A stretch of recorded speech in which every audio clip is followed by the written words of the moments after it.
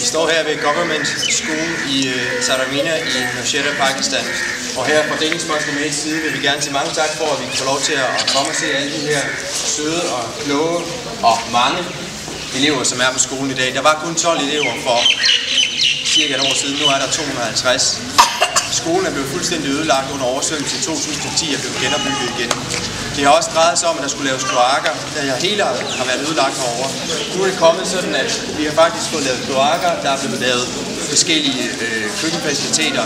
Skolen er blevet fuldstændig genopbygget, og man har faktisk også planlagt her som næste projekt, at man skal prøve at lave et center for kvinder, der skal begynde at sy og lave forskellige andet håndarbejde. Så her fra Danish Muslim Aids side og fra Kagwan Development Foundation vil jeg bare sige mange tak for, at I får lov til at komme i dag og for at se det her utroligt flotte resultat, som det faktisk er blevet til. Shukriya.